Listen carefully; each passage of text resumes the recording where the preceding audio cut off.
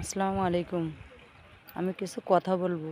কথাগুলো অনেকেই জানেন না, শুনেছেন না, তাই কথাগুলো আমি বলতেছি। যেটা আমার নিয়ে সমস্যা, আমি খুবই অসুস্থ।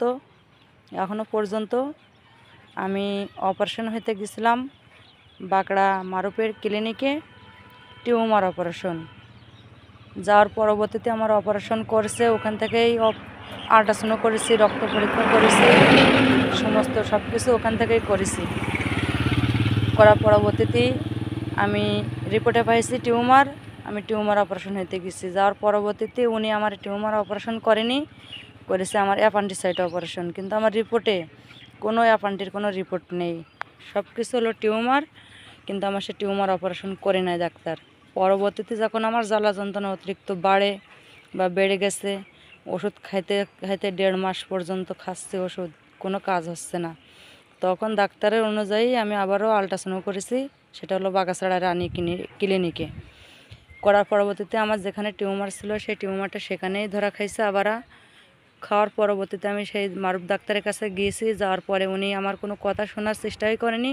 উনি আর উল্টো আমার ধাওয়া দিচ্ছে, হুমকি দিচ্ছে। তারপরে আমাদের চেয়ারম্যান গেছে, সেখানে চেয়ারম্যানেরও কোনো গুরুত্ব করেনি। অনেক লোকজন গেছে, তাদেরও কোনো গুরুত্ব করেনি মারুফ। তার পরবর্তীতে আমি যখন অনেক লোকজনের কাছে বলেছি, যারা অনেক বোঝে বা বড় বড় লোকেরা, তারা কিন্তু সবাই আমারে পাশে সাপোর্ট করছিল।